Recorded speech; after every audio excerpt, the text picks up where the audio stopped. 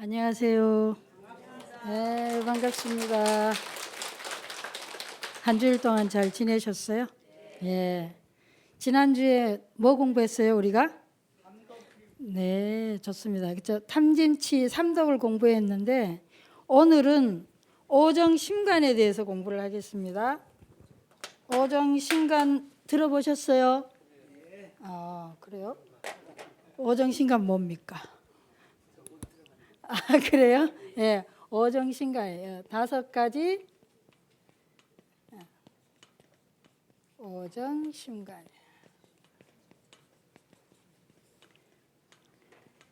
이게 정자가 멈추다, 머무르다 이런 정자예요. 그래서 심간 5가지인데 어떤 게 있냐면은 지난번에 삼독 공부했죠. 탐, 진, 치. 우리가 보통 모든 깨닫지 못한 모든 중생들은 일반 사람들은 이 기본적으로 약하게 또는 많게 크고 작은 정도의 차이는 있지만 다 이 3가지 독성에 중독되어 있다. 중독된 상태에서 살아간다 그랬어요. 이것이 삼독이다. 잘 아시죠? 가장 기본적인 교리인데 여기에 2가지가 더 보태져요. 뭐가 있냐면은 아만심, 그 다음에 분별심.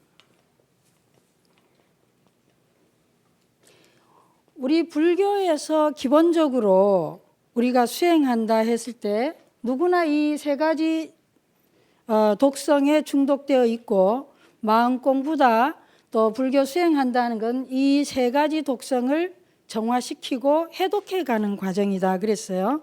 근데 이제 물론 그렇게 한데 또 그 외에도 굉장히 기본적으로 우리가 이 약간은 요거에 비하면 좀 더 이거는 아주 기본적인 독성이고요. 이 독성에 의해서 2차적으로 굉장히 많이 가지고 있는 것이 뭐냐 하니까 이 아만심하고 분별심이에요. 그래서 이 오정심간이하고 뭐냐 하면은 우리가 보통 우리 몸이 너무 아프면 어때요? 심하게 아프면은 보약이 효과가 없죠. 보약이 효과가 없으니까 뭐요? 하령 가면 치료제부터 먹어야 되지. 그래서 치료약부터 먹고 또 우리가 수행을 하는 데 있어서 마찬가지다. 마음 수행을 하고 마음 공부를 하는데 만약에 너무 이렇게 심하게 이런 독성에 중독돼 있다든지 아니면 정도 이상으로 지나치게 이런 심리 상태가 있으면 요거를 특별히 좀 다스려주고 치료를 해주고 가야 된다는 거예요. 치료를 해주고 마음 수행을 해야지 만약에 그러지 않고 이것이 보통보다 정도 이상으로 너무 심한데도 불구하고 이 상태로 그냥 그대로 곧장 마음 공부를 하고 수행을 하면서 시작을 하게 되면 어떻게 되냐? 필시 부작용이 너무 심하게 된다는 거예요. 그러니까 어떤 사람이 수행을 10년, 아유 저 사람 저래 10년 달고 20년 됐는데 말짱 헛거야. 보통 사람보다 더 못해. 이래. 왜 그러냐? 그거는 원래 업이 이런 게 좀 심한 상태인데 뭐 이게 심해지니까 내가 수행을 마음 공부를 하면 할수록 마음 공부는 뭐죠? 기본적으로 이것을 해독하는 과정이고 요걸 또 다른 말로 하면은 점점 자기를 내려놓는 과정인데 어디에요? 내가 공부한다. 내가 금강경을 뭐 몇 번을 썼다. 내가 몇 독을 했다. 또 내가 사경을 얼마를 했다. 나는 이런 공부도 했다. 저런 공부도 했다 하면서 점점 아상이 더 강해진다 이 말이에요. 그러니까 공부를 함으로써 내가 내려놔지고 결국 내가 불교 공부를 통해서 내 가까운 이웃이라든지 자기 자신을 말할 것도 없고요. 주변을 더 유익하게 더 효용하게 더 좋게 쓰여지는 게 아니라 더 내 상을 드러내고 나를 더 주장하는 쪽으로 가게 된다는 거죠. 심하면 무시까지 하게 되고. 그 왜 그러냐? 애시당초에 출발할 때에 이런 부분들이 좀 평균보다 보통보다 무리하게 이미 많이 있었다는 거예요. 그러니까 우리가 뭐 등산을 한다 그래도 마찬가지예요. 내가 이미 다리 한쪽이 부러졌는데 그 치료를 잘 하고 가야지. 그냥 막 출발하면 어떻게 되겠어요? 필시 가다가 중도에 병이 더 나죠. 그리고 충분하게 준비가 안 돼 있다. 또 다른 말로 하면은 꼭 이게 심한 상태가 아니더라도 어때요? 우리가 먼 여행을 떠나려면은 옷도 단단히 입고 뭔가 먹을 것도 좀 챙기고 뭐 장비를 잘 들고 가야지. 그냥 등산한다면서 예를 들어 뾰족 구두를 신고 아니면 뭐 그냥 물도 안 들고 갔다가는 중도에 필히 다치고 병이 들기 마련이죠. 마음 공부도 마음 수행도 이와 같다. 원리가 같다 이거예요. 그러니까 마음 공부와 마음 수행을 할 때는 반드시 요 5가지를 좀 진단해 봐야 된다. 그리고 자기 자신이 물론 우리는 크고 작게 정도에 따라서 다양하게 다 가지고 있어요. 깨닫지 못했으면 너나 할 것 없이 다 가지고 있지만 그래도 개인에 따라서 또 이전의 업에 따라서 어느 특정한 영역이 유난히 지금 두드러지면서 내가 현실을 사는데 인간관계를 하는데 장애를 일으키고 있는 영역이 있어요. 그러니까 그 부분들이 뭔가 한번 확인을 해봐야 된다는 거지.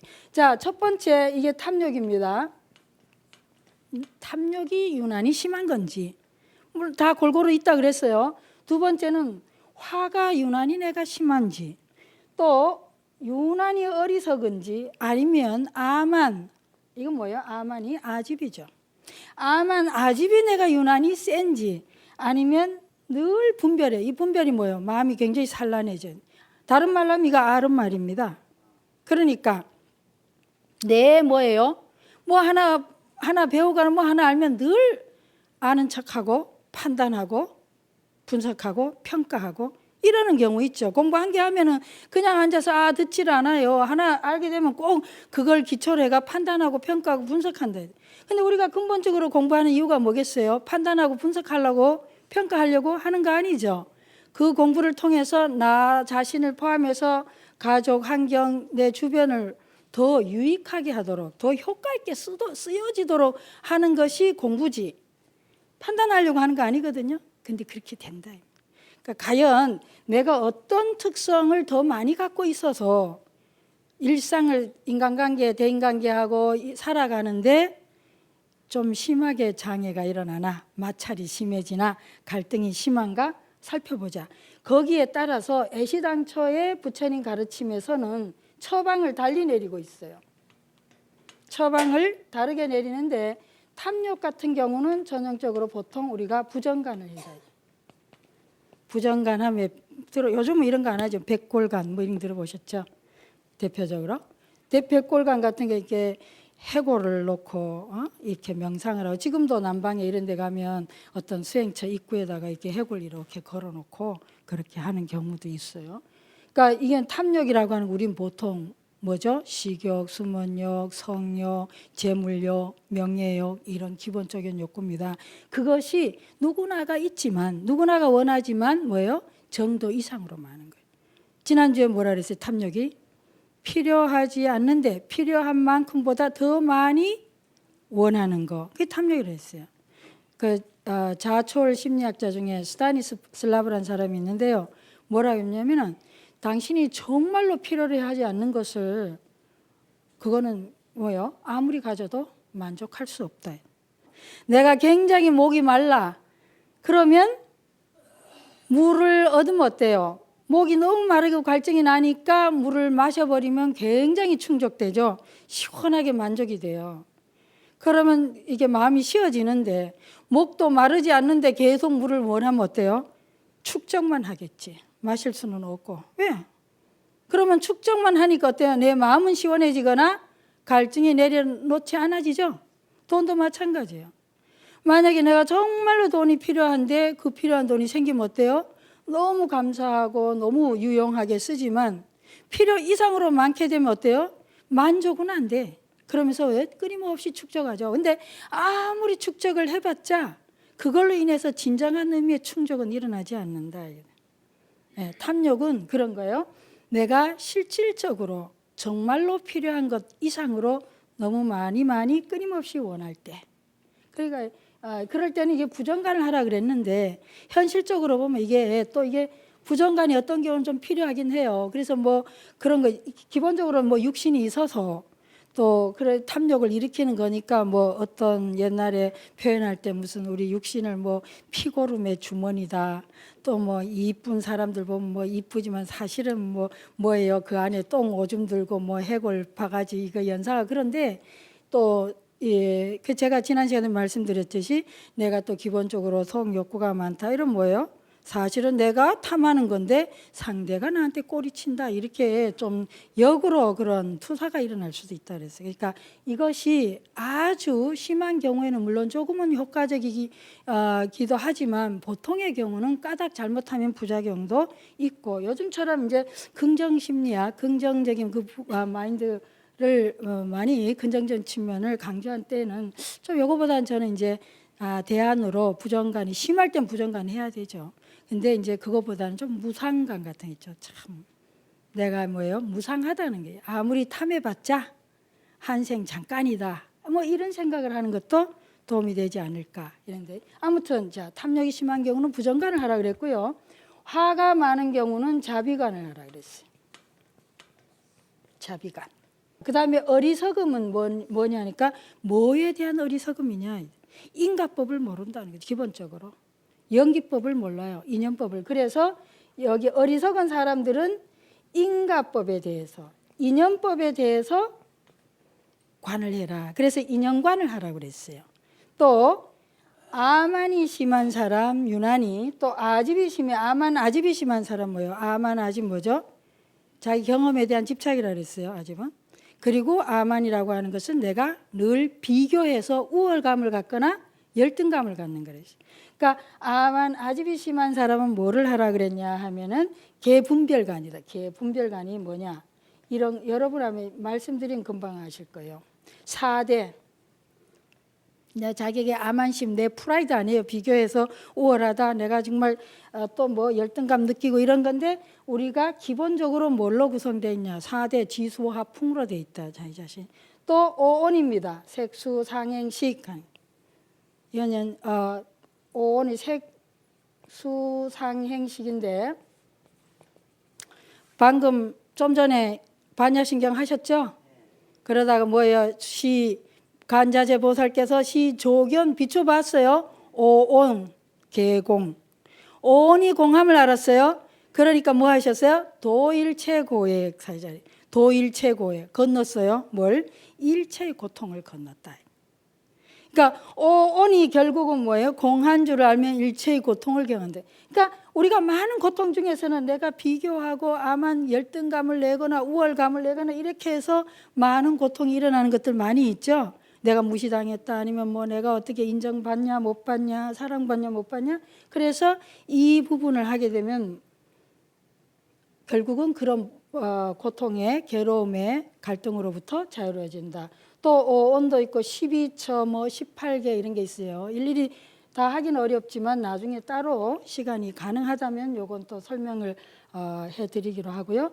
그 다음에 아만이 심한 경우는 이런 공부를 해야 되고 또 분별심은 굉장히 산만하다 그랬어요. 자기가 공부한 거, 자기가 아는 거 있으면 계속 그걸로 분석하고 따지고 우리가 분석하고 따지고 기본 추리하는 건 뭐예요? 결국 우리가 공부를 할 때 태도가 뭐죠? 우리가 공부할 때 기본적으로 뭐 하라 그랬어요? 문사수 들어보셨어요? 문사수 문은 무슨 문자죠? 들을 문자예요. 부처님의 가르침을 들어요. 그럼 두 번째는 뭐죠? 그 들은 내용을 사유해야지 사색해야 돼. 그러니까 어떤 분은 들은 것도 별로 없는데 사색을 하면 어떻게 되겠어요? 그럼 망상밖에 더 되겠어요? 1차적으로는 경을 보고 법문을 듣고 공부를 해야 돼요. 그 사유할 끈덕지가 일단 있어야지. 그런데 별 끈덕지도 없이 사유하게 되면은 번뇌망상으로 가요. 근데 일단 들었어요. 그러면 듣고 나서 그 다음에 그 들은 걸 가지고 분석하고 판단하고 그래서 오히려 분별심을 일으키는 사람이 있다. 그러니까 잘못 가는 거죠, 공부를. 자, 들었습니다. 그럼 어때요? 그 들은 것이 사유를 해야지. 내 자신하고 비춰보고 일상의 삶에서 그러한가 어떠한가 이렇게 사유를 해야 되고 사유로 또 끝나면 안 되죠. 참으로 사유한다는 건 충분히 뭐예요? 이해한다는 뜻이에요. 이해해서 그 다음 뭐 하겠어요? 닦아야지. 닦아요. 실제로 닦는다는 건 뭐예요? 실천한다는 얘기지. 그렇게 해서 이것이 내재화되면서 내가 이렇게 좋은 법문을 부처님 말씀을 듣고 그 말씀을 잘 사유해서 그 말씀에 대해서 충분히 사유하고 생각하고 해서 충분히 이해하고 그 참뜻을 이해해서 그것을 뭐예요? 인간관계에서 현실 삶에서 실행을 해서 그렇게 할 때는 내가 법문을 듣고 마음 공부를 하고 수행을 한 만큼 내 주변과 내 자신이 성장하고 유익해지고 좋은 더 깊이 이해하고 배려하고 존중하고 그런 성장하는 관계가 되는데 요리 간수가 많다. 이거 어떤 분이 이거는 이제 서양에 제가 지금 이름은 잊어버렸는데 상당히 중간 나가르주나 있죠. 용수보살의 굉장히 공부를 열심히 하는 학자 하나 있어요. 그분이 이런 특별히 제가 보기에 이런 사람인 것 같아. 특히 중간 같은 거 그렇잖아요. 이분이 뭐라면 이런 말을 했어. 여러분 이런 말 들어보세요. 인포테인먼트. 인포테인먼트가 뭐냐 하니까 인포는요. 인포메이션이란 뜻이에요. 영어로 인포메이션. 정보라는 뜻입니다. 정보라는 뜻이고 정보 플러스 이제 좀 판사가 좀 어지럽네. 그냥 들으세요. 엔터테인먼트예요. 엔터테인먼트라는 거는 우리 보통 말하는 엔터테인먼트 오락, 놀이예요, 놀이. 그러니까 정보를 우리의 부처님의 가르침이 법을 마치 정보처럼 그냥 뭐 듣고 공부하고 뭐 이게 삼법은 뭐 삼법이는 뭐다 뭐 오정신가는 뭐다 육바람이는 뭐다 나 다 안다 이 말이에요. 사성제는 뭐다 이렇게 그냥 막 듣고 외우고 해가지고 인포메이션을 만들어버려. 어마어마하게 부처님의 가르침은 어느 한계도 교학적 지식적으로 나온 게 아니거든요. 이론적으로 먼저 나온 게 아니잖아요. 부처님께서 출가하셔가지고 직접 다 그 수많은 과정을 고행하시고 또 나중엔 중도 수행을 하시고 다 거쳐서 실질적으로 체험해서 경험해서 나온 것을 잘 체계화시키고 요약해서 설명하는 거니까 우리가 그걸 배우면 어때요? 이론이 아니다 말이죠. 우리도 실제로 내 삶을 통해서 관계 속에서 그것이 확인되고 이해되고 깨달아가야 되는데 그냥 내 신구 이 삼업에 깊이 스며드는 게 아니라 그냥 하나의 정보가 되는 게 정보. 그렇다. 사실 육바람이 뭐 보시지계 인욕 이렇게 하면 보시도 하지도 않아요. 지계를 절도를 지키지도 않아요. 인욕을 하지도 않아요. 그럼 난 다 안다. 이거 보시지계 인욕 정진성 선정 지혜. 그건 내가 육바람을 안다. 삼독도 마찬가지. 삼독은 뭐 탐진치다. 그럼 다 아는 거죠. 팔정도 뭐 이런 식이 되면은 그것은 부처님의 법이 아니고 뭐라고요? 인포메이션이 된 정보. 정보는 뭐 무수히 깔렸잖아요. 요즘 인터넷 뭐 TV 보면 그다음 뭐예요? 그 엔터테인먼트. 그걸 즐기는 거지. 네 이거 안다. 이거 안다. 나 이거 공부했다. 그러면서 계속 뭐예요? 증상만 만만 점점 증가되어진다. 불교 공부를 까닭 잘못하면 그래 된다. 그런데 그를 애시당초에 그럴 가능성을 미리 뭐예요? 사전에 커버하는 게 뭐냐 하니까 오정신간이에요. 미리 진단하는 거야. 아, 내가 까닭 공부 잘못하면 그런 이미 뭐예요? 우리는 세세생생 쌓아온 수많은 이전의 업이 있다는 거죠. 우리 개인적 특성. 그러니까 그 개인적인 유난이 나는 평소 관계에서 보면 화를 유난히 잘 내는 건지 나한테 화가 유난히 많은지 아니면 내가 좀 탐욕심이 유난히 많은지 아니면 내가 좀 어리석은지 어리석은 것도 좀 문제가 사실 많이 돼요. 어리석은 건지 아니면 내가 유난히 뭐예요? 암한심이 많아서 내 비교해서 우월감 내고 질투심을 나고 이러는 건지 그죠? 그렇게 일상 속에서 저 뭐 친구 만나면 그냥 만나는데 꼭 무슨 상표 입었나 얼마짜리 백을 들었나 구두를 들었나 차가 네가 줬나 내가 줬나 뭐 이렇게 아주 미세하게 그 만나는데 그 목적 뭐 차 비교하러 간 거 아니잖아요. 옷 비교하러 간 거 아닌데 유난히 그런데 민감하다. 뭐 반지를 뭐 꼈나 뭐 등등. 그러면 이제 이걸 조금 의심해 봐야 되죠. 그 저 가짜인가 진짜인가 뭐 이러면서. 분별심 내 수업을 듣거나 강의를 들으면 앉아가지고 잘한다 못한다 내 뭐예요 아 이것이 정말 나에게 문사수를 하라 그랬죠. 이론 과정을 안 하고 그러는 거는 이런다면은 뭐 이분은 공부할수록 심각해지는 거죠. 부작용이 많아요. 그래서 이 부분을 뭐죠 이게 미리 닦아야 된다 이거예요. 그래서 이렇게 하는데 잘 보세요. 이제 부정간, 자비간한데 분별심은 뭘 하라 그랬냐 하면 이게 수식간을 해야 돼요. 수식간 아시죠? 하나부터 10가지 또는 100가지 앉아서 호흡을 고르면서 하나, 둘 이렇게 해서 쭉 뭐예요? 10가지 세서 10에서 9, 5 할 수도 없고 100까지 해서 99, 98 할 수도 있어요. 아주 오래된 얘기인데 보스턴에서 이제 처음 이 명상 이렇게 붐이 뭐 일기 시작하면서 그 하버드 하면은 세계적으로 똑똑한 학생들이 다 모였다고 우리가 알고 있죠. 그 하버드생을 이제 한 그룹을 모아놓고 그들에게 명상을 가르치는데 이제 수식관을 시켰어요. 그래서 수식관을 시키니까 그 보스턴 글로브에 난 겁니다. 신문에. 하버드생이 얼마나 세계적으로 그래 나름으로 다 우수한 인재들이 모였는데 너무 시시하잖아. 하나에서 뭐 10가지 100가지 세고 다시 99. 그 너무 쉬운 숙제라고 생각하고 다 앉혀서 셌는데 도중에 뭐예요? 끝까지 잘 세는 사람이 없더라는 거예요. 그 쉬운 걸 못 하더라고요. 수식가는. 왜?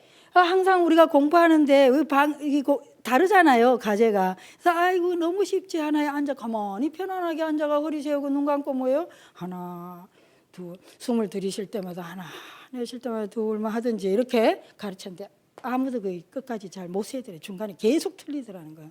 그 참 특이하다, 놀랍다 하는 발견을 해가 신문에 난 일이 있어요. 근데 자, 이 수식관하고 이런 것들이 근데 우리가 처음 들어갈 때에 까닥 잘못하면은 이게 화가 많은 사람이 개 분별관을 한다든지 수식관을 한다든지 화가 많은 사람이 수식관 하면 어때요? 제가 이렇게 지도해 볼 때 수식관 하니까 막 열이 터져 하더라고. 막 못 견뎌해요. 그러니까 화를 좀 이렇게 뽑아내야지. 그게 안 된다. 그러니까 이게 또 그런데 우리가 보통은 뭐냐면 이게 분별심이 심한 사람이 수식관 하고 싶어 하지 않습니다. 따지기 좋아하는데 어떻게 가만히 따지지 말고 앉아서 수를 세라는 걸 할 수 있어요? 너무 쉬워서 안 해요. 그러니까 분별심이 심한 사람 뭐를 좋아하냐? 인과법, 인연법이 좀 복잡하잖아요. 그러니까 이런 거 하는 걸 좋아해요. 또요 개분별가 4대, 5는 4대 지수 합품 끝나니까 안 되지만 5는 12처 18개로 가면 조금 복잡하죠. 그러니까 이런 걸 좋아해. 또 뭐예요? 이게 좀 어리석음, 생각하는 거 골치가 아파요. 문제의식이 별로 없어. 이런 사람 뭐 좋아하겠어? 가만히 앉아서 아무 생각 안 해도 돼. 그래서 단전에 힘주고 숨만 잘 쉬고 있으면 이게 편하더라. 이게. 그러면 뭐예요? 수행을 했는데 과연 효과가 많냐 이거지. 효과적으로 그렇지 않다. 실질적으로 자비간 이제 자해 명상하고 이제 보통 메타 프랙티스라 그러는데 요거 두 가지예요. 자비간 할 때 이 자 같은 경우는 메타 프랙티스 해갖고 그야말로 자애로움, loving kindness예요. 그러니까 굉장히 따뜻하고 사랑스러운 말과 행동으로 하는 거죠. 그러면은 신구의 할 때 뭐예요? 신하고 구까지 되지만 의까지는 안 돼요. 그런데 자비간까지 들어가면은 loving kindness, compassion 돼요. 그러니까 비라고 하는 건 연민심이니까 이게 연민심을 낸다는 건 동정심하고 다르잖아요. 기본적으로 우리가 어떤 삶이나 인생에 대한 어떤 그런 인연법 그런 거에까지를 조금 알아야 온전하게 이 자비간이 가능합니다. 그래서 사무량심이 가능해요. 자비희사까지 가능해요. 그래서 이제 이쪽에 아주 원조다시피 한 유명한 사람이 있어요. 사론 셸즈버그라고. 그래서 이 자비간, 자비희사, 자비간만 하는데 하루 종일 가가지고 이제 우리 보스턴 절 근처에 있어요. 그래서 제가 8박 9일짜리를 2번을 했어. 이분한테 가서 같이 하는데 자비간 할 때 하다 보면 의외로 자기가 진짜 사랑하는 사람 그리고 자기 자신한테 이 자비를 보내는 게 굉장히 힘들어요. 의외로. 그러니까 우리는 굉장히 착각하는 경우가 많습니다. 나 마음으로 내가 그냥 사랑한다 이게. 또 부모가 자식을 당연히 사랑하지. 가족이니까 당연히 기여이고 사랑하지 할 것 같지만 이 자비간을 해보면 그렇지가 않는 거예요. 의외로 그 8박 9일 동안 하는 동안에 한국에서도 조금 해보면 그렇고 사랑하는 사람이나 자기 자신을 사랑하거나 따뜻한 말로 하는데 낯간지러워하고 의외로 표현하기를 어려워하는 사람이 많습니다. 내가 사랑하는 것만, 내가 내 자식을, 남편을, 아내를, 가족을, 친구를, 부모를 사랑한다고 하는 그 사랑한다는 이것만으로 충분치가 않다. 뭐예요? 그 상대가 사랑받고 있다는 느낌이 가야지. 일방적으로 난 니를 위하니까. 근데 뭐 그 정작 그 대상은 사랑받는다는 그런 느낌이 안 일어난다. 그러면 안 되는 거예요. 일방적인 게 아니에요. 양방적이어야지. 그래서 프로이드, 정신분석이 아주 심리치료 유명한 대가죠. 프로이드가 창시자고 세계적으로 유명한 사람이지.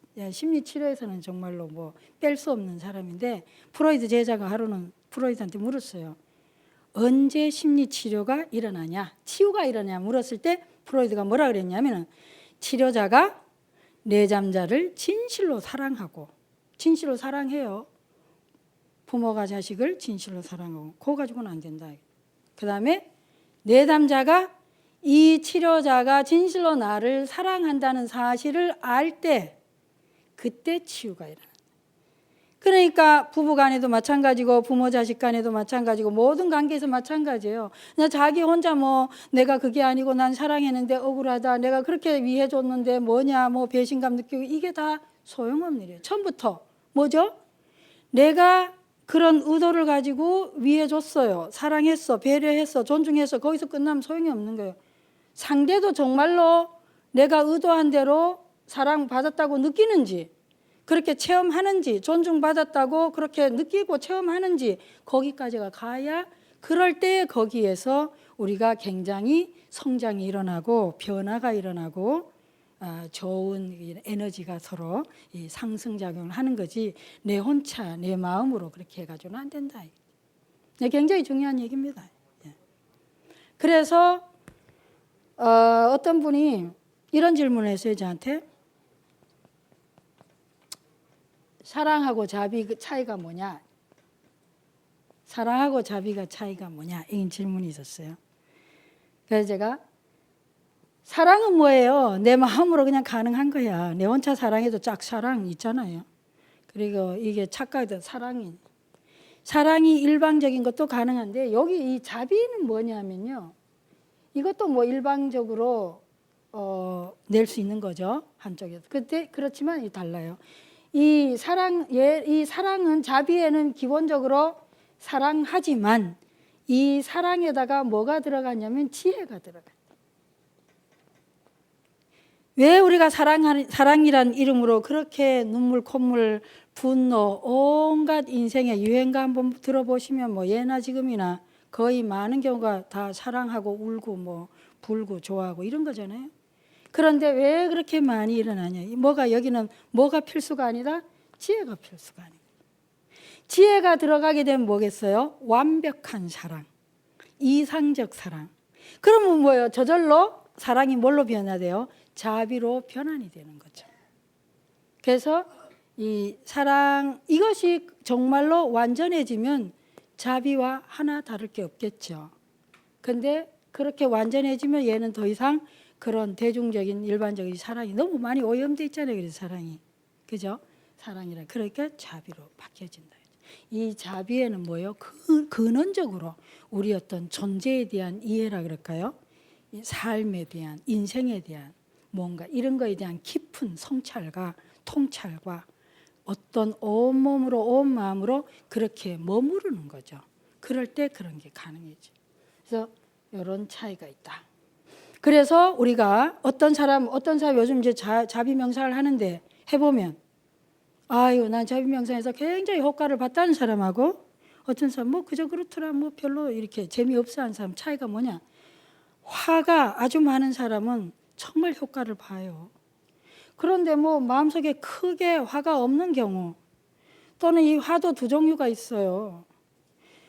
계속 뭐예요? 일방적으로 아니면 더 많이 상처를 준 사람하고, 그 화가 많아서 상처를 늘 줘, 주변을 힘겹게 한 사람이 있고, 아니면 뭐예요? 늘 화가 많은 사람한테 내가 상처를 많이 받아가지고 계속적으로 상처받으면서 생겨난 화 있죠. 그런 사람 보고 가까이 있는 사람을 뭐 자비를 보내세요. 뭐 이게 하세요. 이러면 어떻게 될까요? 이게 안 되지 잘. 그러지 않아도 억압된 상황에서 사랑까지 해라니까 제가 초기에 이래가지고 아주 실패를 여러 번 했어요. 자기를 막 죽이고 싶어 하는 데 같아. 제가 그래도 용서하고 사랑하고 자비심을 내라 감사해라 뭐 이랬더니 나중에는 막 하다가 안 되니까요. 저에 대한 분심이 일어나더래. 화가 나더라는 거죠. 그때 제가 참 유감스럽게도 이 오정신간에 대해서 잘 이해를 못했을 때입니다. 그러니까 우리가 마음 공부를 할 때에 내가 공부한 만큼 얼마나 그것이 그 효과를 낼 수 있냐, 효과적이냐 할 때는 이런 거에 대한 기본적인 인식이 필요하다. 내가 일 없이 자꾸 어느 수행이 끌릴 때 그 끌린 대로 따라갈 게 아니라 미리 진단을 해봐야 돼요. 진단을 해보고 어느 것이 더 좋은가, 나에게 더 필요한가 이런 생각을 하면서 해야 되는 거죠. 그러면 제가 한번 읽어보겠습니다. 한번 뭐를 읽어보냐면은 자비명상. 우리 가장 왜 제가 이 자비명상을 자꾸 강조하냐면 화에 대해서 우리가 평균적으로 상당히 많이 가지고 있는 게 의외로 화더라고. 화.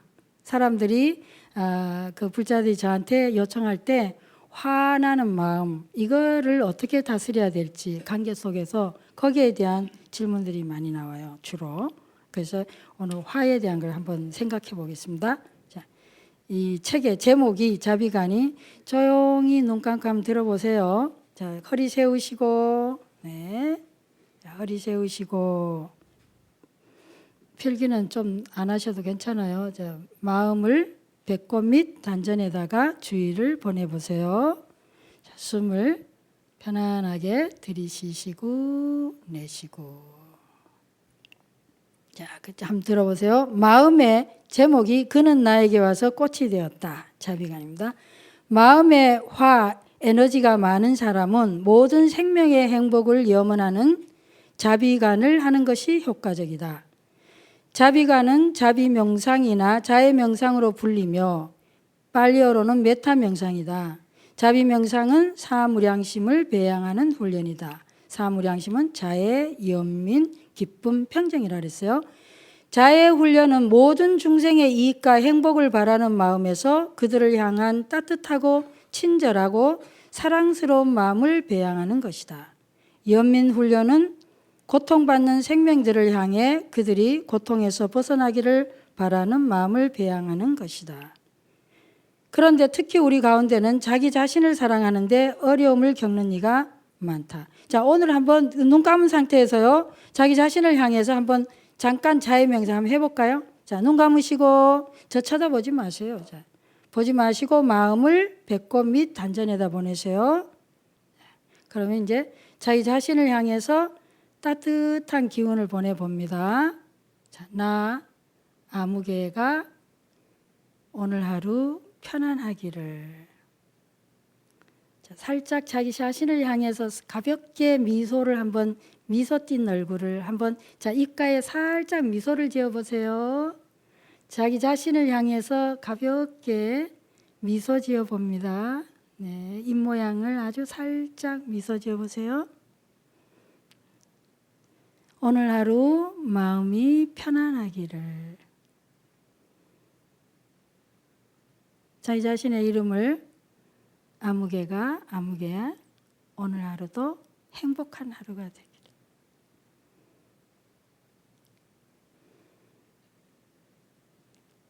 오늘 이 시간이 내게 주어진 삶에서 최고로 행복한 순간이 되기를.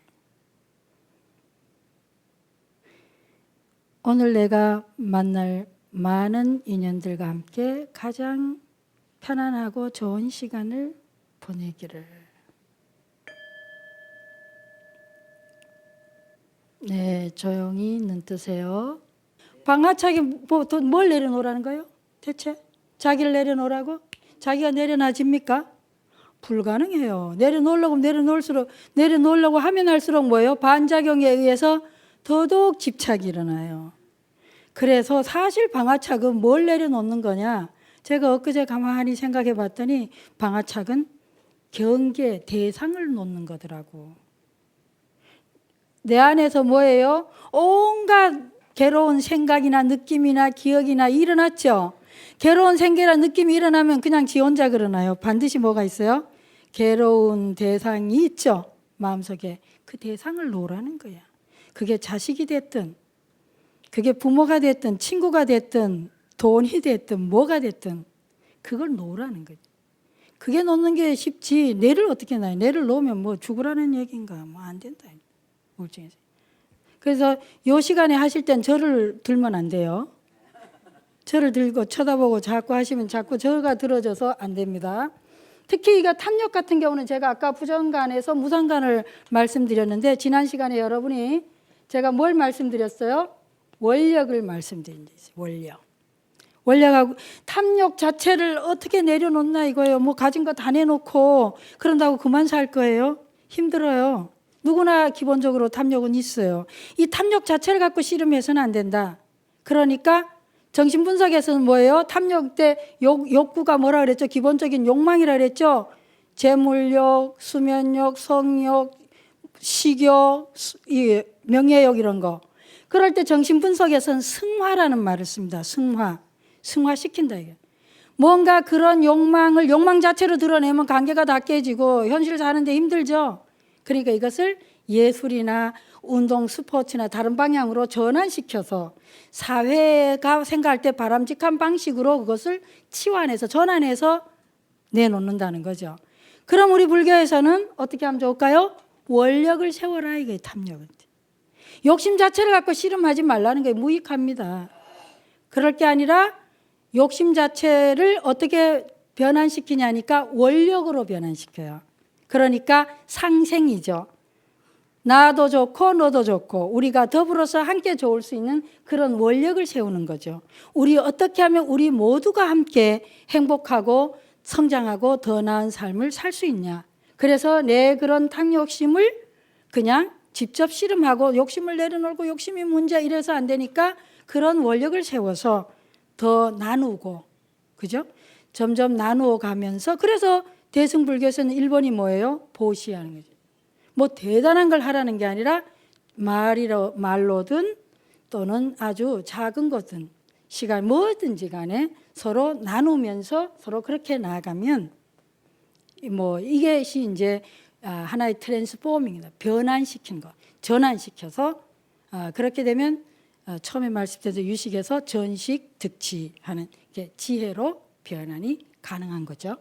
그래서 이 5가지를 생각하시면서 여러분들 이제 좀 있으면 명절도 오고 조금 몇 주 쉬게 되는데 한번 생각해 보세요. 나는 이 5가지 중에서 어떤 것이 치성한가? 다 치성하다 그러면 그래도 한 번에 한 개씩만 하셔야지 너무 자기를 못 살게 지치게 하면 지쳐서 운동도 너무 심하게 하면 뭐예요? 빨리 중도에 그만두잖아요. 그러니까 살살 하시는데 그 가운데서 그냥 한 개 무엇이든 일단 한 번에 한 개씩 발견하셔가지고 거기에 따르는 훈련을 하시면 되겠어요. 그렇게 한 가지씩 어느 정도 이렇게 치유해 가다 보면 그 다음에 이제 37조도법이 나옵니다. 그래서 4년처 수행을 하게 되면 훨씬 더 원활하게 원만하게 이렇게 넘어가는데 만약에 이런 부분에서 충분히 사유하고 생각하면서 법문을 듣고 또 나는 어떤 부분이 그러한가 과연 그걸로 인해서 내가 어떤 인간관계를 망치고 있나 관계들을 망치고 단절하고 미워하고 이렇게 온갖 복잡한 걸 일으키는가를 사유하고 발견하고 생각해서 뭐예요? 행동으로 바꾸고 말로 바꾸고 행동으로 바꾸고 생각으로 바꿔서 이런 부분을 어느 정도 하시고 그 다음에 이제 본격적인 지혜 수행으로 지혜를 증득해가는 깨달음을 향해서 가는 수행으로 하게 되면 굉장히 원만하게 원활하게 진행될 수 있다. 그러니까 그 시간 동안에 여러분 요거 한번 잘 열심히 사유해 보세요. 나는 어느 유형인가를 사유하시고 또 다음 시간에 뵙겠습니다. 수고하셨습니다.